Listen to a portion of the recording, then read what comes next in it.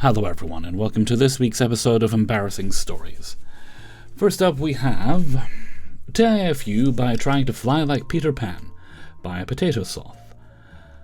I was thinking back on an old story from when I was 5 years old, female 27 currently, and thought this would be a funny story to tell and get my booty red for being so stupid. Buckle up potatoes, because this is a wild and stupid one. For context, I live in the UK, so some words I use may be different from US and Canadian language. I also have dyslexia, so apologies in advance for any mistakes or confusing words.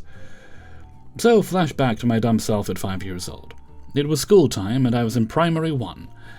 I was a big girl who finally left nursery, and was in real school. I believe this took place roughly in the fall or winter time of 2003. As I wore my white polo shirt and grey skirt with thick woolly tights during the incident. I usually wore a school green checkered summer dress during spring and summer, if the weather allowed it. I had just gotten home from school, and was playing upstairs as the weather outside was doing its usual Scottish downpours. My siblings were all downstairs doing whatever, most likely watching TV with the parents whilst waiting on dinner. I got bored and then remembered watching Peter Pan on video with the classic lie, "If you think happy thoughts, you can fly." Now, I didn't have pixie dust, but to be honest, I didn't even think about it. My little smooth brain focused solely on the happy thoughts magically converting me into being able to fly around my siblings in my bedroom. So, without hesitation, I climb onto... that's your first mistake. I climb on top of one of the bunk beds and begin thinking my happy thoughts. Now, I should explain that the house had 3 bedrooms. At the time, there was my parents' bedroom, a toy room, and the kids' bedroom, that had 2 sets of bunk beds at either side of the room. This left a small but decent enough space between the two for moving about the place. As we got older, we were separated into 2 bedrooms with 2 kids in each room. All my siblings were female. My goal was to jump off the top of the left bunk and fly my way over to the top right. So after conjuring my happy thoughts, I leapt off the bed and flew for about 1 or 2 seconds. I very quickly went crashing into the right bunk bed, fell backwards and smashed my head case off the left bunk bed's ladders all the way down till I crashed onto the floor. Which is where you should start when you're trying to learn how to fly. Not up there, down there, then get up there. Or as Douglas Adams put it, throw yourself at the ground and miss. Whacking my right big toe off of the beds during the process. I immediately started crying and ran downstairs, telling my parents about my flight failure, and that I had hurt my big toe. My dad was looking at it. It was bleeding slightly, but no major injuries there. When my mum noticed that my snowy white polo shirt was completely drenched in red at the back. Subtly, my mum said, "Abigail, come over here for a moment, please." So I toddled my little booty over, and she parted my hairline, and there was a big old crack on my head with fresh red blood leaking out. I had very thick curly hair as a child, and don't remember my head hurting, so that's most likely why I didn't notice. That and the injury was on the back of my head. Plus head trauma. My mom, horrified, rushed me to A&E to get me checked. Thankfully, it wasn't severe. But I did have a concussion and got to stay off school while it healed. I was weirdly happy about that.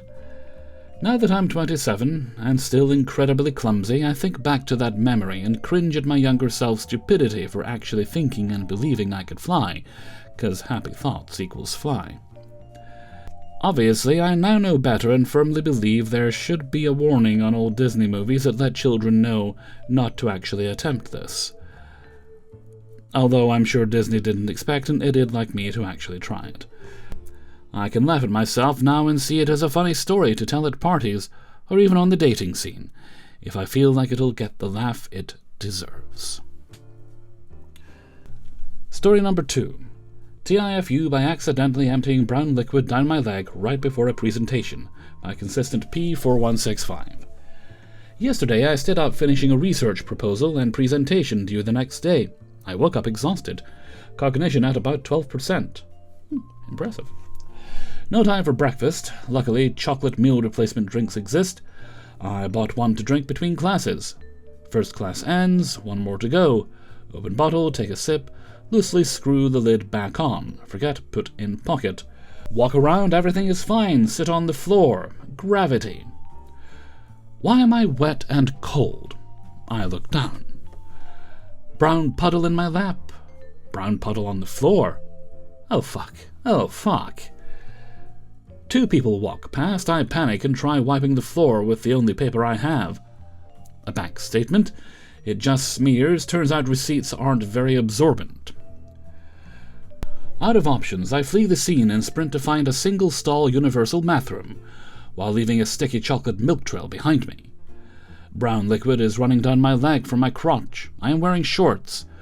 White sock turning brown. First floor, occupied. Second floor, occupied. Third floor, a lot of shitters there, occupied. Fourth floor, open. Thank fuck. I rush inside, I empty my pockets, phone, keys, cards, and IDs. Everything is coated in sticky protein smoothie. Damage control begins. The sink is broken. Drip, drip, drip.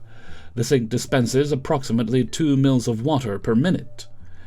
I strip naked and attempt to clean myself.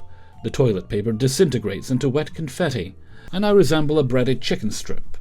I try rinsing out my clothes. I'm about to miss my presentation. Being the reliable group member I am, I text, "Hey, bus is running behind, but I'm coming. Ask if we can present a little later." Absolute bullshit. I'm literally one building over, naked, fighting for my life. Get some of it out with what little water was available. Cut my losses. Fuck it. Black clothes hide stains. Socks. Those could not be saved. Trash. Go to the presentation smelling faintly of cocoa, sugar, and milk. I am wet, but it had been raining. So I prayed everyone assumed I just got caught outside. Unfortunately, there was still meal replacement residue marinating on my body. The classroom was warm. As time passed, the smell got stronger. I quietly moved far away from everyone until it was our turn to present. On the bus ride home, I started turning sour. Get home, empty out my backpack, stepped directly into the shower, no stripping. Water runs brown. I washed myself, my clothes, my backpack, my phone case, my cards, basically everything I owned. I survived. My iPhone survived. Apple is milk resistant, 5 stars. My assignment was submitted, my presentation was finished, I gained resilience, and I learned 3 valuable lessons. Tighten the lid. Black clothes are your friend. Never trust white socks. Story number 3. TIFU by deciding I'll take the trash out later. Reminds me I need to check what bingo's out tonight. By Shielding. So, I was leaving my apartment for what I thought would be 4 or 5 days max due to a minor finger surgery. I was going to stay with my relatives because I knew I'd need support. Before going out, I looked at the trash bag ready for takeout in the main corridor and decided I'll take it out when I get back. Well, the surgery didn't go as routine as expected. A long story short, I was gone for almost 3 weeks. Well, that is very not routine. In the middle of a heat wave. Cue me coming back after 3 weeks, not expecting anything bad. It was already evening and dark. I came back, went straight to the living room, put down my bag. I noticed a fly. Okay, no biggie. I slapped that one. Then I saw another. At this point, I looked closer at the glass door leading outside, to see at least 5 more right in front of me. I thought, it's weird, but it still didn't click. I noticed that the door is somewhat a lot more dirty than I remembered, which I also find weird. Then I go to the main corridor and turn the light on, to see an army of flies going around everywhere. And that's when I noticed the source and my fuck-up. They bred in the trash. Don't ask me how I missed them when I first walked in. I have absolutely no idea. They didn't really do a lot of buzzing, and for some reason, I didn't even think to look around. Completely pissed off, and with a still not completely functional finger, I take out that damned trash and start killing left and right. I counted about 35 flies killed by me, scattered around the apartment. Plus, shout out to the brave spiders who caught and piled up about 20 more in multiple spots. I'm never killing a spider again. Go on. There were also a lot more trapped in the trash bag itself. Taking that out was disgusting. I dredged my whole apartment in chemicals the next day. Still finding a single... Oh, tell me you have a bug zapper. Single fly here or there to kill. Those little shits shat all over A, the walls, mostly right next to the bag, B, my kitchen, C, the doors, and D, the glass door leading outside. And that's ignoring the splatters I caused by killing them. On the bright side, I learned the baby flies are easy to catch with a vacuum cleaner. Oh. On the shitty side, my still recovering finger did absolutely not like that action.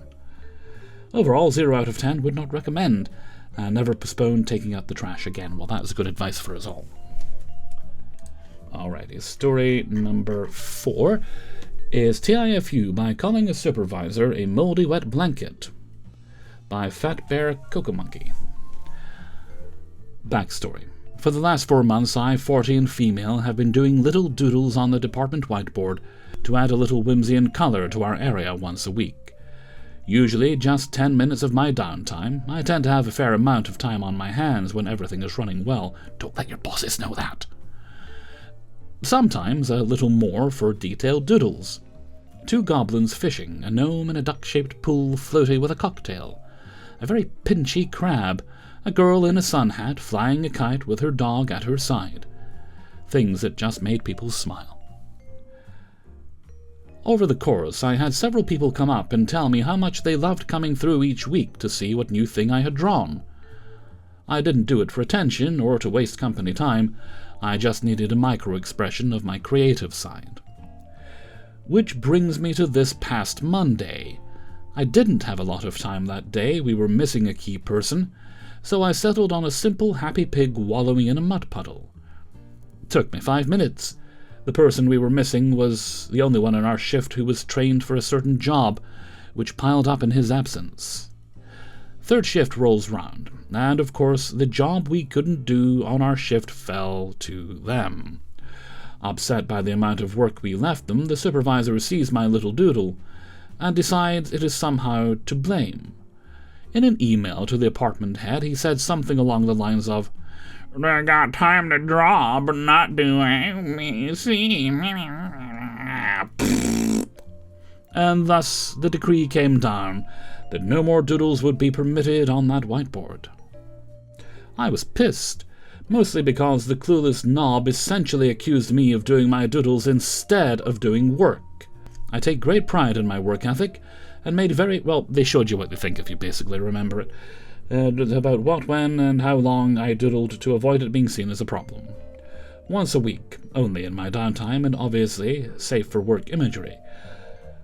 With an equal amount of careful consideration, I crafted a message for the miserable man who squashed our little bit of sunshine. It went something like this. The moldy wet blanket that blames my little doodle for their problems can go suck lemons. May they all be as bitter as your joyless, shriveled soul. Don't need to disrespect the lemons. Lemons are very good. You make lemonade with them. You make lemon sherbet with them. Ooh, lemon cake. I just like lemons. It was the nicest way to say F you I could think of. My direct supervisor saw it, laughed, and walked on. The next afternoon, however, the department head had seen it and flipped shit on my direct supervisor. If I were writing a tale of fiction, this next part would have been too dumb to even consider. The head asked my super who wrote it. My super covered for me, but told me after that the head claimed the handwriting didn't look like a girl's. So he wasn't sure it was me. Thank goodness for my sloppy calligraphy, I guess. The head wants to write me up for creating a hostile work environment, but no one actually saw me write it, so the rest of my shift co-workers have been repeating, "Wasn't me, don't know who did." I don't feel I created the hostility, I just reflected it. At this point, though, I've kicked the hornet's nest, and it seems they're more confused than anything, so I'm content to leave it lie for the time being. Make sure to draw a lot of dicks when you leave. Alright, 5th and final story. TIFU, I screwed up today by confusing a work chat with a veterinarian, or how I became the company's main pervert. I do like that it suggests that there are lesser perverts and you're just the best one. By Nikyle. Sorry. Nicole H? It's N1KILH.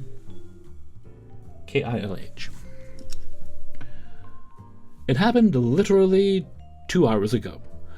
I'm still sitting in the office toilet looking at my resignation letter and wondering if I should change my name and country of residence.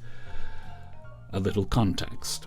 My cat, his name is Lucifer, and he fully justifies the name by bringing so much light into your life. He started having digestive problems. The vet told me over the phone, "Listen, if he can't go to the toilet again, you'll have to give him a light tummy massage and, check for any lumps on his back. If anything, take a picture and send it to me on Telegram, and I'll let you know if everything's okay." Like a caring cat dad, I run home from work during my lunch break. Lucifer screams, "Meow!" I understand. It's time to act. I put my phone on the washing machine, turn on the flashlight, take the cat, and perform this procedure that is as humiliating for both of us as possible. I take a quick macro photo of the problem area under his tail and send it to the doctor. And here my brain decided to completely shut down. At the same time, our HR director was sending me a private message on Telegram. We were just preparing to launch a new big project, and he wrote, "Hi, so what, are you ready? Draw what you have here. The team is already waiting in the general chat for the final update." I go to Telegram on full automatic. I see the top chat where it says 18 people. My brain reads this as a call to action. I click Attach Photo, select the last photo taken, yes, the same close-up, and proudly sent it, adding the caption, "Listen, it looks a little swollen and kind of creepy, but if necessary, I can massage it to make it better." 30 seconds pass. I wash my hands, I get a notification, then another one, then my phone starts vibrating as if the world is ending. I open the chat. My photo. A work chat for 18 people. The entire top management is there, including the founder of the company. And my signature about the massage. First comment from HR, "Bro, we certainly appreciate your dedication and involvement in the project, but maybe that was for personal messages."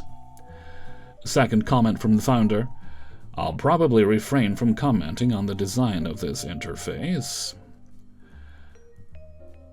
Only at this point does it dawn on me that they thought I had dropped, well, you get the idea, my own. Because in a macro photo of a shaved cat's butt against the background of my fingers, it's practically impossible to make out that it's a cat. It just looked like a very strange, abstract, and extremely inappropriate anatomical photo. I panicked and deleted the message for everyone. But as we know, there are 18 people in the chat, at least 10 of them had already managed to hide it. I wrote in caps lock, "This is my cat's ass, he's constipated, I swear, I mixed up the chat." The chat is now silent. No one is typing anything. I returned to the office, walked past the desks with my head down. I think my colleagues are now looking at me with a mixture of horror, pity, and mild interest. Well, you should have shared an actual picture of your cat just looking very, very cute and adorable. That would have likely made things better. Now, I doubt you have anything to resign over. I'm assuming that's hyperbole at the beginning. I'd be very, very surprised if you got into any real trouble over it. I mean, I'd imagine some of those 18 people are pet owners, and they all know the shenanigans that can happen. Okay, that brings us to the end of today's video. Big thanks to everyone who allowed me to use their stories. If you'd like to support the channel, you can sign up for my Patreon page, which is linked in the description. $1 or more gets you early access to all the videos at once on Monday. Let me think, there's also links to my merchandise store over on Teespring, my Discord server, and my Threads account, and my email is kingofthecities@gmail.com. I think we have a slightly belated birthday shout-out. I can assure you no vengeance was intended. Not on my part, anyway. This one comes from Enza. I'm never sure if I should call you Enza or Alex. I've been calling you Enza for years. Enza it is. And this goes to Jen. Their birthday was on the 19th of July. Well, it has passed now by the time you've seen this. Oh, that's very, very bad there. Let's turn that light off. Yes. The room is carefully lit otherwise. Well, I hope you had a wonderful time together, and that you did get to celebrate it on the day. I know there's been some unpleasant things in both of your lives lately that you've been dealing with, but I'm hoping that you are managing to find moments of joy in between the real life stuff, the stuff that's just not fun that we all have to deal with from time to time. And it's important that you have each other and that you can support each other through the dark times. Now, before I go, I'm going to sing Happy Birthday. That will excite some of you, it will horrify others, but here we go. Happy birthday to you. Happy birthday to you. Happy birthday, dear Jen. Happy birthday to you. And with that, I'm going to head off for now. So until next time, thank you very much for watching, and take very good care of yourselves.